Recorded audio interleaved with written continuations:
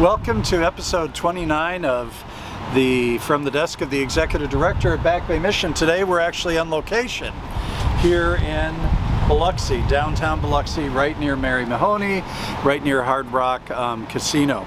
And we're actually at the Katrina Memorial, and that was August 29th, 2005. And as most of you probably know, Ida came on the exact same day, August 29th. Really didn't affect Biloxi nearly as much as it obviously did our friends and families in NOLA and New Orleans. So a couple of years ago now, I performed a wedding for my niece and Angelica and her husband Blake. Angelica grew up in Boonville, Mississippi, and Blake grew up in Jackson, Mississippi. And it was beautiful because their wedding was in the foothills of the Colorado Mountains. And they both graduated from Ole Miss, and both Angelica and Blake are rabid environmentalists, and we've had a lot of conversations about climate change, about the environment, about protection of the environment, and our love of mountains, our love of the sea, and our love of just our globe in general. And of course, whenever I do weddings, I do kind of my premarital counseling, oftentimes to really get to know the couple more than really anything, right? So that you can share some relevant messages at their wedding. And of course, knowing my niece and her now husband Blake, Angelica and Blake, as well as I do, I knew they were environmentalists, and I also knew one of their favorite authors and writers and environmentalists was John Muir. And so I used several quotes from John Muir during the ceremony, during their wedding, kind of weaving together environment, the earth, and marriage, and how the environment and climate changes, and how climates and environments and marriages and relationships change. And I remember emphasizing how important it is to tread lightly right on the earth, and to love the earth, to nurture the earth, and how important it is to tread lightly on relationships and not take those for granted. Having experienced my first hurricane, though, I was kind of drawn back to John Muir and to the words that I shared at that wedding with my niece and her now husband Blake.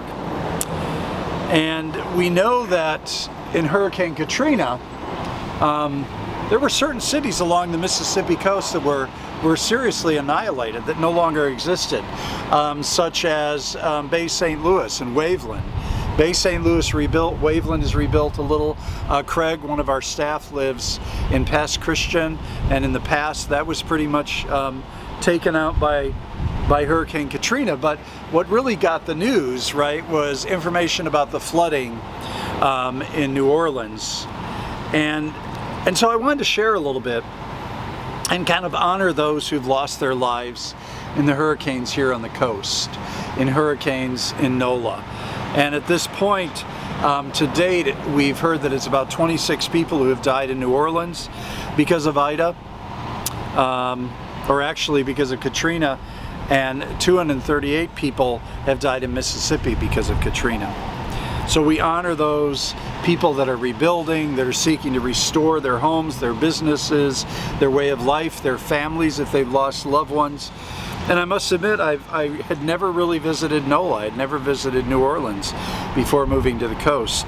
And it's one of those cities that's unlike any other city in the United States. It's unique in its architecture, and it's unique in its culture. And I would also say that this being my first hurricane, I found it strange because we would hope that the hurricane doesn't hit the coast of Mississippi, right?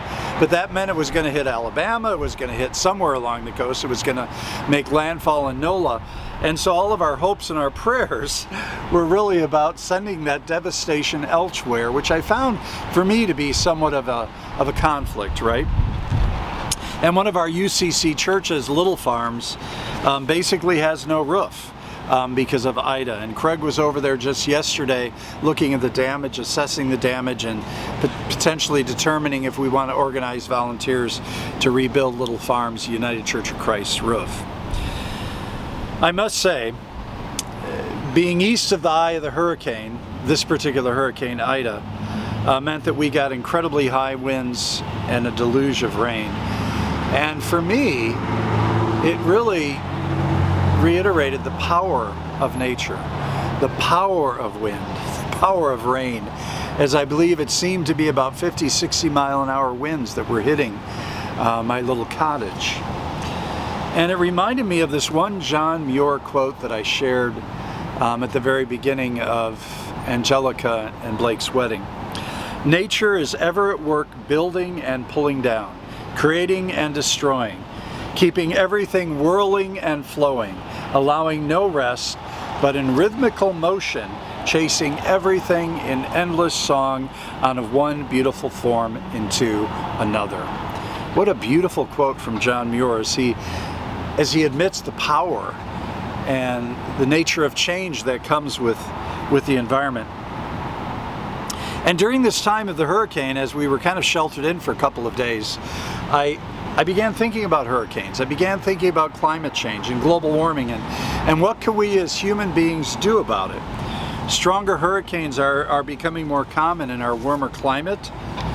Researchers suggest that the most damaging United States hurricanes are 3 times more frequent than 100 years ago, and the proportion of major hurricanes, category 3 or above, in the Atlantic Ocean has literally doubled since 1980.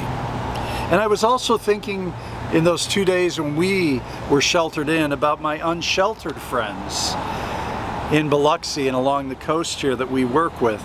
Now granted, we let them know where the shelters were going to be, the transit here transported people who are unsheltered to those shelters, but yet there were some that never got the message, right, and had to brave those elements alone.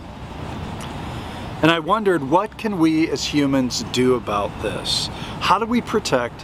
How do we nurture the environment? How do we get the message across to those who think climate change is a lark or a joke? And it doesn't really matter whether it's true or not, to be honest, which side of the fence you're on. Because is it not our task, our divine task, our human task, to take care of this planet? If you believe in God, or you believe in the Muslim God, or any God whatsoever, every faith tradition has these beautiful mythical stories about the first people, and about how these first people were given the task to take care of, to nurture the land and the animals. I sense that more even living here in the Gulf of Mexico, here living in Biloxi on the coast, the Mississippi Sound. As I cross the Biloxi Bay, which is back this way, each and every day, at least twice a day as I come to work in Biloxi from Ocean Springs, I cross that body of water. And I think about that body of water and how water blesses us, because we as human beings are made up of water. The majority of our bodies are water, and how sacred water is. We live in water, we are water, and honestly, living on the coast, I believe the people here in Mississippi have an incredibly beautiful relationship with water, right? It's like we look across the beautiful Gulf and how it sparkles, we swim in the Gulf, we lay on the beaches of the Gulf, we drive by the road that covers that entire 60 miles of Gulf and beauty beaches, and it can also be destructive. And we have to find ways to live in harmony. The impact that your actions have not only humans around you, but also on the air, on the water, and other living beings. We're all here cohabitating on this beautiful green planet. And I would encourage you to live in a way that is respectful, that is honorable. John Muir also said this. He said, God has carved these trees, saved them from drought, disease, avalanches, and 1,000 tempests and floods, but he cannot save them from fools. So in the aftermath of this hurricane, as we're walking around this beautiful and mysterious and somewhat challenging landmark to a hurricane that did so much destruction here, I would encourage you to think about creation and think about Mother Earth. As we're rebuilding, as we're reclaiming, as we're rebuilding families and churches and homes and businesses in nearby NOLA, think about Mother Earth. Now, when I was in college, I was a little bit of a hippie.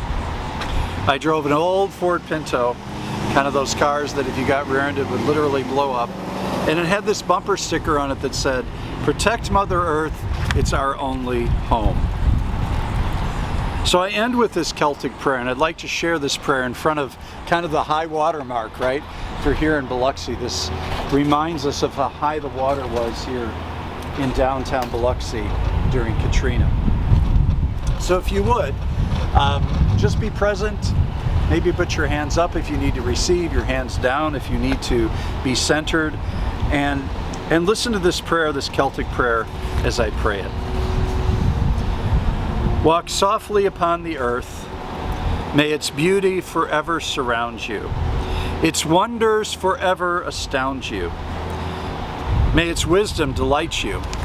Its music invite you to dance and to play and to sing. May you love and be loved by all that you meet. May you know and practice compassion.